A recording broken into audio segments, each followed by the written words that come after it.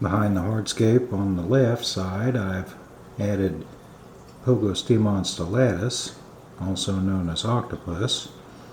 It's a tall growing stem plant that helps fill in the scape from behind the hardscape. Here on the left forefront of the tank, I've added several Amazon sword plants. The Amazon swords that I added initially didn't seem to do that well as they became covered in algae. I do believe that now that there are numerous plants in the scape, the plants tend to absorb the nutrients in the water column and algae doesn't take over as it did initially. Here in the front center I have Hygrophila corymbosa cherry leaf variant. This is a very hardy species with nice big leaves that really helps fill in a scape. I'm very pleased with the epiphytic aquatic plants I have in the scape.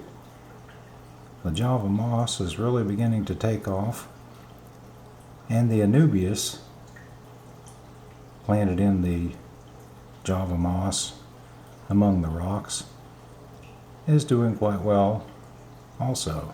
The right side of the scape is dominated by this green water lily. It grows long, tall stems.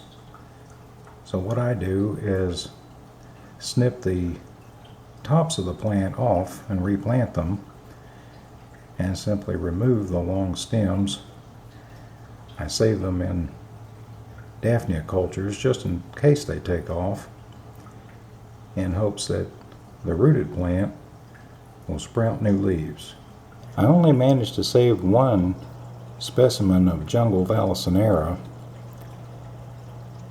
and it has remained only a few inches tall for several months now, but it is nice and green hidden behind the green water lily, and I hope that eventually it will take off and send out runners so that I can begin to propagate this plant in my scape.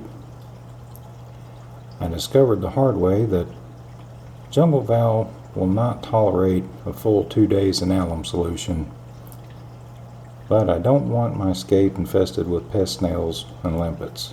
Overall, I'm very pleased with the progress of this tank.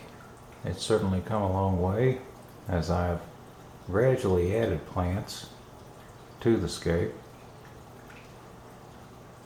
The Endler's livebearers are right happy in the tank, and so are the cherry red shrimp.